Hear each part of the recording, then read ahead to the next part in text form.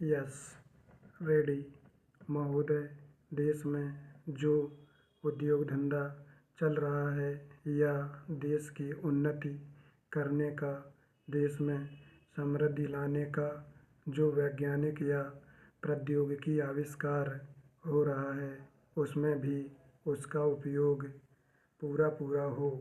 यदि ऐसा हो तभी मैं समझता हूँ कि हमारी पेटेंट प्रणाली सफल सिद्ध हो सकती है।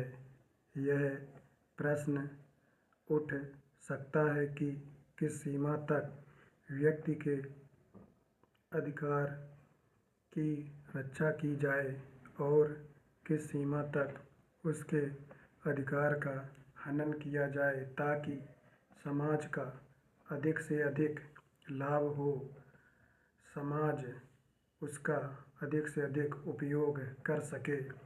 एक दृष्टिकोण जो इसके पीछे है, हमें इस बात का अभिमान है कि हम 101 करोड़ हैं। हमारी कई जातियाँ, कई धर्म, कई भाषाएं और कई प्रकार के रीति रिवाज हैं। इस विविधता से हमें लाभ उठाना चाहिए, किंतु आज भेदभाव का भूत हमारे सिर पर चढ़ रहा है।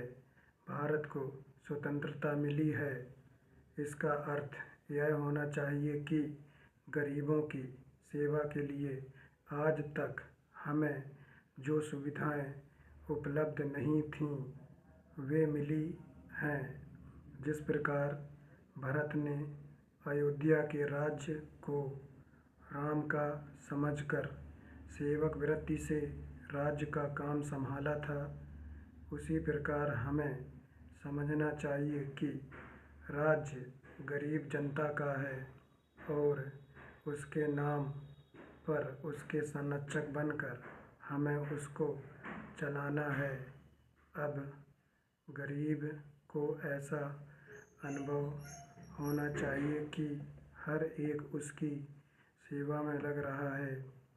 सूर्य के उदय होने पर धनी गरीब सबके घरों में प्रकाश पहुंचता है। ठीक उसी प्रकार स्वराज्य का लाभ सबको एक समान मिलना चाहिए। इसका सुख धनी निर्धन सबको बराबर मिलना चाहिए। जनता को हमने वचन दिया था कि स्वराज मिलने पर हम आपके दुख दूर करेंगे। अब वह समय आ गया है जब कि हमें अपने उस दिए हुए वचन को सार्थक करना है। इतने बड़े देश में विचार भेद होना स्वाभाविक है। देखना यह है कि हम लोगों के विचारों में कुछ समान अंश भी हैं या नहीं। यदि हैं तो समान कार्यक्रम बनाएं। इस प्रकार कार्य करने से हमारे भेदभाव कम होते होते एक दिन मिट जाएंगे और अच्छी बातों का अपने आप उदय होने लगेगा। अगर उसी प्रकार भेद स्थापित करने का प्रयत्न किया गया तो लोग सत्ता के पीछे पड़ जाएंगे और स्वराज प्राप्त होने का आनंद हम लोगों को नहीं मिल सकेगा। स्टॉप।